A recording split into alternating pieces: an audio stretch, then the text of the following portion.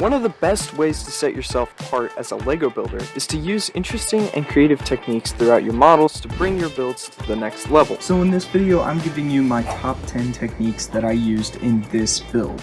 Watch till the end to see the most painful technique I've ever used in a build. Seriously, it was so bad.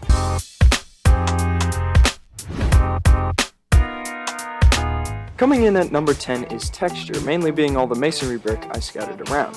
It's simple, but it adds nice variety to the walls. I also used medium nougat masonry bricks to further allow the color to stand out. Another example of texture was the small indentation I did above the main door. I used 1x2 bricks with a neat log texturing to make the pillars, which adds a nice emphasis to them. Finally, there's the line of headlight bricks with a 1x1 tile paired with a 1x1 cylinder, which makes a nice trim lining to help further emphasize the architectural style.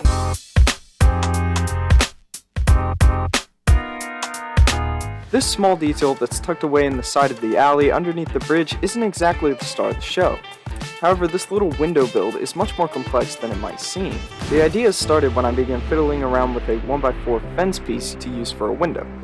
I realized I could slide the base of the fence between the studs of a 1x2 plate with a rail, and the fence section would line up perfectly with the edge of the rail. Put two of these next to each other, and you've got a window. However, the studs holding in the fences can no longer be used to attach a wall, so my solution was to use these little computer panels on their side to cover up the gap. Like I said, it's a deceivingly complicated technique, but it's stuff like this that is just so satisfying. I put so much effort into this, and there's no way that anybody noticed.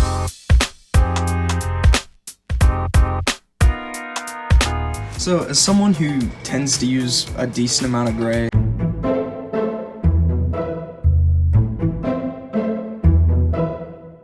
Okay, a lot of gray. This was kind of a good chance for me to get out of my comfort zone and try something new. Granted, there's still some gray on the street and with the doors, but the main color of this build was definitely tan. I was happy I was able to incorporate the iconic sand green color for the roof, as I feel it's a staple in the city's architectural style. I also utilized bright green and pink for the vegetation, which I think makes it stand out really well. Another color I used was dark tan, which was my choice for the flooring on the raised section of the build. Finally, there's the medium nougat, which is a color I don't use nearly enough.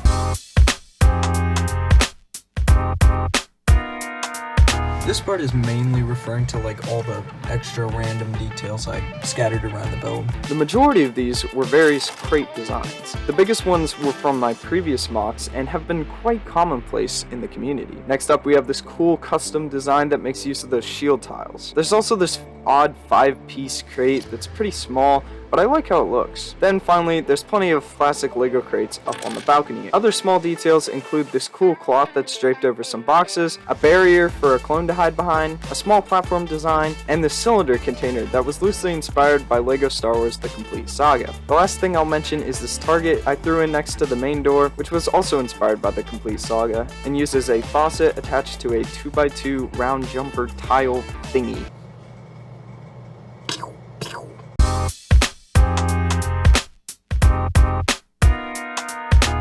I probably went a bit over the top with all my ingot usage, but I mean, I regret nothing. One of my favorite elements to utilize is the ingot piece, as it's such a versatile piece. The first place I implemented them was for the window design for the front part of the building, which I came up with before ever constructing the wall. I simply just snapped a few ingots on a 4x2 plate, and it created a very interesting window design. Next was the ingot facing ingot design in the very bottom and top of the front section of the tower. I also used them on the railing for the balcony, as well as up on the roof. Finally, I lined a few up above the dark gray quarter circle tile design I made. Very useful piece to have a lot of.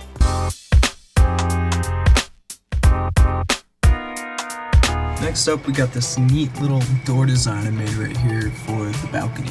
I had seen other people do this sort of design in other builds and wanted to give it a shot. I simply added a line of tile that sticks out by one plate, then added quarter circle tiles to make a round shape near the center. I had to play around with the math to make it all fit together, but I eventually got everything lined up, and I have to say, it's a very Star Wars looking design.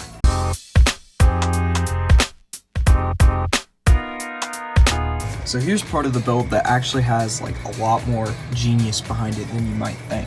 See, this little pillar design originated due to the lack of sand green wedge plates.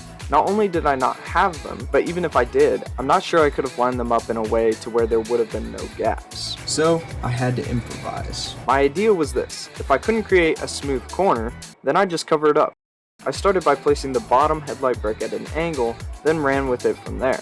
And to be honest, I think these pillars look 1,000 times better than just having the thing cornered off.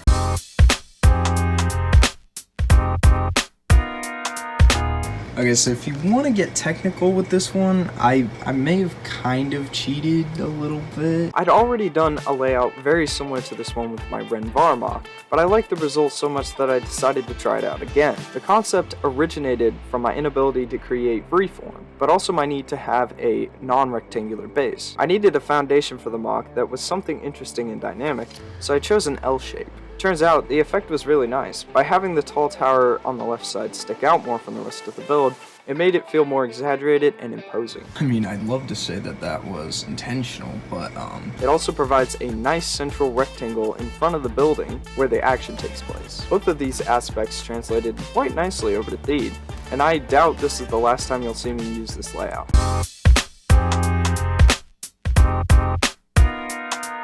This design was the result of a flash of inspiration while I was standing around my desk. I noticed one of those shield tiles and wondered if I could fit chi slopes on their sides to counteract the slopes. I ended up using an odd peaked slope that I believe is somewhat rare, but the effect is super sick. I also made the slope stick out by half a plate, which gives it more emphasis. It's not attached, but it does look cool. I then added some more dark gray to make the door look like it had two big arrows in it, which I think is a very interesting design.